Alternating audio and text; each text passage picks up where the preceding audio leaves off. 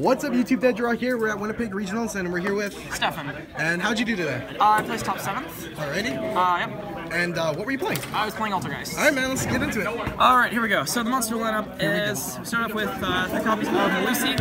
Yep. Spot removal, attacks directly, searches. This thing is like a bunch of plus. This thing can plus several times in a turn. It's absolutely insane. Always run 3. 2 Silquidus. This thing is literally Kieran. It just bounces something, it's chainable, you can bounce your traps as well as your monsters. You run 2 because it's summonable from the deck and searchable, and it does kind of break in your hand because it's a dead normal summon, and it's useless by itself. It's not as good as Kieran because it can't bounce itself, unfortunately, but probably for good reason, because it'd be too good if it was. 3 Multi-Faker, best card in the deck, you play 3, no exceptions. This thing just pops off. It doesn't do anything on the field, but it does summon any Altergeist from the deck, when it specials from by any means, it specials a trap. This card is broke. Yeah, this card made Altergeist from kind of sort of okay to like basically tier 1. This made them, like, I'm not trying to be, but it kind of made them from bad to just really No, good. they're horrible. They're horrible, and now they're basically tier 1 at this point. I don't know if they're officially, but they might as well be. I'm pretty sure, yeah. Yeah, I've seen a lot of people topping them, and they also have a good Sky Striker matchup as well, so they're probably only going to get even better. 3 Marionetter. Sets traps directly from the deck, so no, you can't ash it. Only searches Altergeist traps, but it's fine. That you only there are 2 good ones, and it's fine to search them anyway. 1 Conquery. This thing's not once per turn, by the way. Spot effect negation can negate battles. You can loop it with Silquidus to negate multiple attacks in a turn. That's really good. Yeah, unfortunately, running it does kind of facilitate that you not run Desires, but you're not supposed to run Desires in this deck. Shoutouts to all the garbage players who think Desires is a good build in this deck. Shots fired. I respect it. And for the hand traps, Triple Drill and Lockbird. Probably the best hand trap in the format right now, other than another one I'll get to later. I think there's like only a couple. I think Max C is like the only hand trap that's better than this. Shoutouts to Konami. Rip ban list. Rip my free Max C. 3 Ash. This card is legitimately terrible. I'm honestly just going to cut it and replace it with Floodgates. It's really bad. Most combo decks can play through an Ash, and most decks that can't play through an Ash can't play through negates anyway. So, no, this card is actually terrible. 3 Reaper. Reaper in the main is purely a meta call. I expected to face a lot of decks that were aligned to their extra deck. I did. Sometimes it was a complete blowout card, other times I didn't draw it and it didn't matter, but not drawing it doesn't mean it's a bad choice, it just means I didn't get lucky. Not much to do about it. Reaper main is really good in this deck because you don't use the extra deck, so I can just main as many Reaper targets as I want to. 2 Pot of Duality, the only spells I run.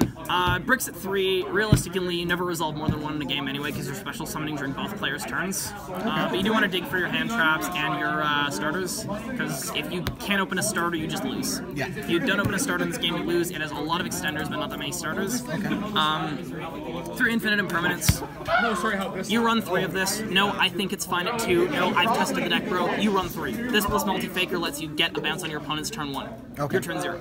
This card is absolutely nuts. A bit too expensive, I think, for people. But if you don't try and get as many as you can, you don't play Altergeist. It's that simple. 2 Protocol and 2 Manifestation. I don't like drawing these in multiples, and they're searchable by Hextia and Marionetter, so it's fine to run them at 2.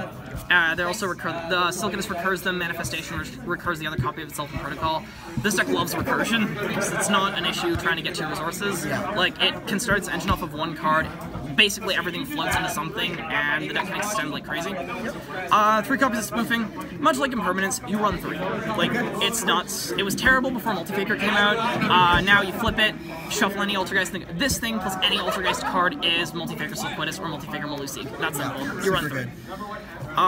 3 Mind Crush. This one was another meta call. A lot of decks like searching. Like everything. Yeah, pretty much. I think I resolved this thing in most of my games. I had a Spiral. I won because I had a Spiral Resort. I won because I knocked Triple Alistair out of a guy's hand when he searched 1. Yeah. If you can run this thing, do it. It's really good. And the other thing to consider as well that I think is underrated about this card is that it lets you see your opponent's hand. And you get to know, if you have other hand traps, you know what to hit and what not to hit. And the only downside is you need to hold a card in your hand to do it, and I was in a couple situations where I had to play differently than I would have liked because of that, but all in all, it's probably worth it. Triple Rivalry. This thing can be really good going first against spirals. It prevents nightmare boards from being made with Gokis. If you can lock them into a soul dead, they can't make nightmares. If you lock the one nightmare out, they can't extend their combos. If you get them on a firewall, they have to firewall pass. That's simple. I mean, they can make Link Creepo, but that's about it. They make really underwhelming boards. It also came up against an ABC player when he tried to, tried to make an underclock, and I locked him to Cyburst, and a Trickstar player where I locked to Beast. Okay. So that was pretty cool.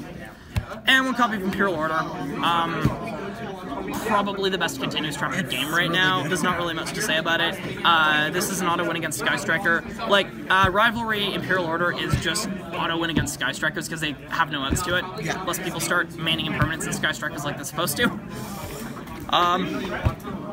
Moving on to the extra deck. It's really, really boring. 1 Link Creepo, 1 Kidolga, 2 Hextia, 1 Prime Banshee. I don't think I ever went into 3 of these things. Kidolga is super situational, but you might as well run 1 because it can occasionally come up. Link Creepo, you link Lucic away. For Link Creepo, get a search. And Prime Banshee is not really much of a boss monster, but it's a really good extender. Yeah. You link it off of Hexiana, link 1, you get a search, and then you contribute Lucic for multi-faker, plus off the summon, plus off the search, etc., etc. This card can make you go like +4 in a turn. Okay. And then for the Reaper targets, because that was all I ran, 1 Purgatrio. I picked Purgatrio over Mechaba because I can play through Negate usually, but this thing is just not a win button if they get it. You run a whole lot of low attack monsters. Yeah. 1 Toad because I hate playing other grindy decks. 1 Dante because I also hate playing other grindy decks. Both of the Sky Striker aces. If they normal Ray, you drop Reaper on them. You attack the one they don't, or the one that they don't tag into, because they cannot link Kagari into Shizuku into Shizuku, so they're forced to play awkwardly. And if you also, if you manage to resolve it and have a rivalry, it's the same thing. It's an instant win. Yeah. 1 Electromite. Never faced any Pendulum players, but I don't like them getting crazy pluses off of the deck, and they can still make some pretty nasty boards. 1 Double Helix, because you win if you resolve this against them. 1 Asol Day, because you usually win if you resolve it against them. 1 Firewall, because Firewall's a broken card. Yeah. And 1 Saryuja, because, I don't know, I expected it to come out more than it can, plus I can actually, even though it's probably the weakest Cherries target, you can also make it and extend. I don't think I ever did, but, like, I mean, let's be real, what am I gonna run? I could run Buster, but this deck doesn't struggle with ABCs, and there wasn't really anything that presented itself to be a challenging matchup, and I couldn't find a Borload, or I would have done that instead, because you can out Trickstars. Borload obviously over Mrs. Radiant, because I don't really care if they make double Mrs. Radiant, just more opportunities to trip them up with stuff like Rivalry. Yeah. And for the extra deck, 3 Sphere Mode, going second you break extra link boards with this. You run it over Kaijus because it outs the Ability Lock. 3 Shared Ride. Going second against Sky Strikers, shoutouts to the 0 Sky Strikers I faced all tournament. But I think there was 4. I didn't face any of them. I'm a little bit irritated that I didn't get the chance to. Yeah. I've not had the opportunity to face against a competent pilot with this deck yet.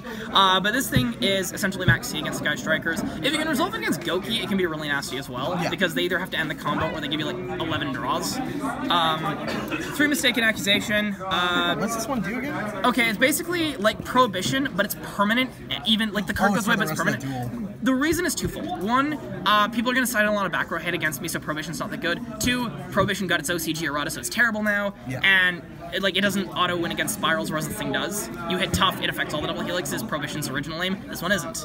You can also hit startup engage to kill draw power. You can hit something like, if you hit like an invocation, it's a win against them. If you hit a Candinas, it's trying to bounce back. They can no longer search. If you hit a reincarnation, it doesn't get its graveyard effects. Yeah. This is a surprisingly underrated card. Yeah. The only downside is your opponent has to control more cards in their field and their hand than you do. But if you're going first, the activation requirement is met by your opponent drawing for turn. So it's not too bad, and a lot of decks just going off, so if you hit combo decks at the right time, they just auto lose against it.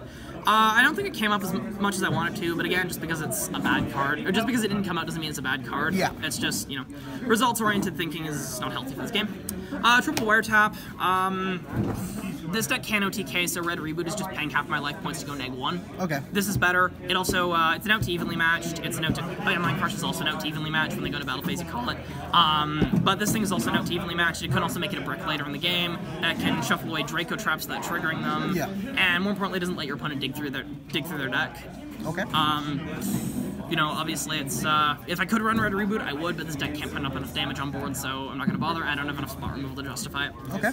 And then finally we have 2 copies of Waking the Dragon. I think I result this like once, but it's a game ender when you do, and when Ultimate Falcon for the target. The idea behind this is your opponent's going to side in probably a lot of back row hate. If they snipe this, you win. You auto side this against Trickstars because if they hit it with Light Stage, it works. Most people are just going to side in as much back row hate as they can and just start blind popping back row because, you know, people don't like playing through back row decks, and this is essentially your way to out it.